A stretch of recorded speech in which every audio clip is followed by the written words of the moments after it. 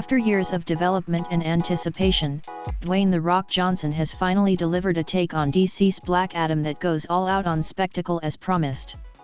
The latest entry in the DC Extended Universe, DCEU, is a total cinematic blast, and is certainly the franchise's largest action film yet.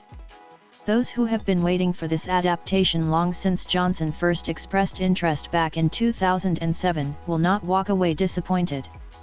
Black Adam kicks off in ancient Kahndaq as we are introduced to the legend of the so-called hero and savior of its oppressed people, Taith Adam.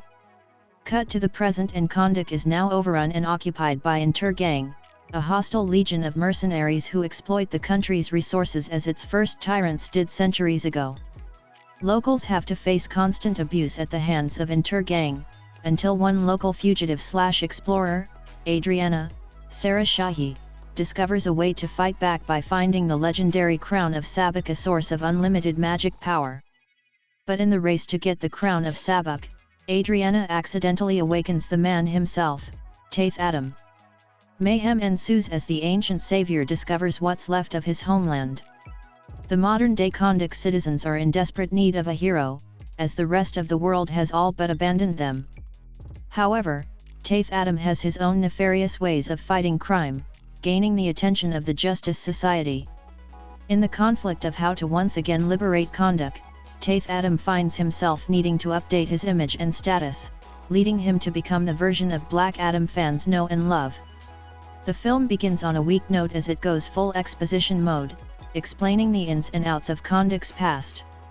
These early lessons show some vital moments in the country's history that are later revisited in a much different context. It goes without saying that some of this heavy exposition is needed due to the country's rich history and the extensive lore of Black Adam himself. And when it's touched upon again later in the film, it makes for effective drama.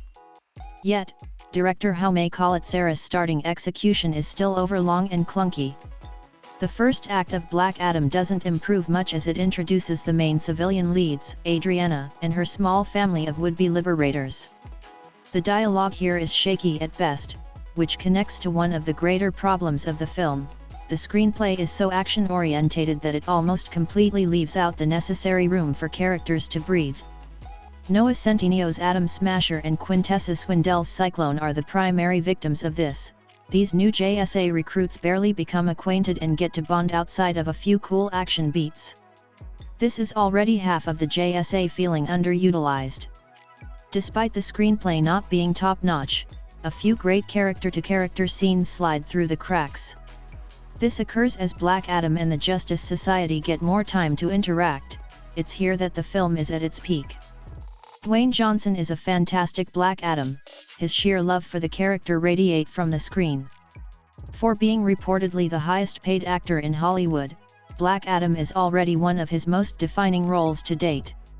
Johnson keeps up his enchanting screen presence as he lands old-fashioned one-liners and brutal action all with complete passion. Aldous Hodge and Pierce Brosnan's portrayals of Hawkman and Dr. Fate are both equally brilliant. The two make for superb sparring partners against Johnson. Brosnan is unequivocally the calling card of Black Adam, though, as he gets the second most impactful arc in the entire film, right behind Johnson.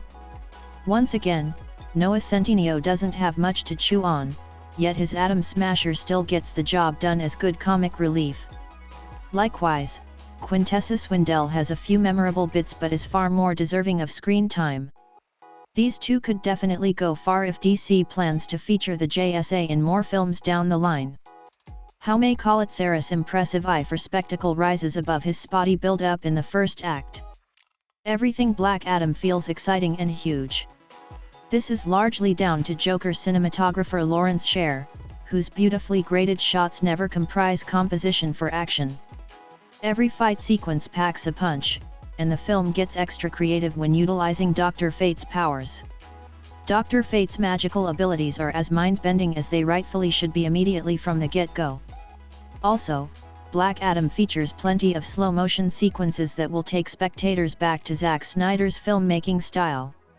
It's just a shame that the main villain isn't stronger here because it does overshadow some of the bombastic action on display.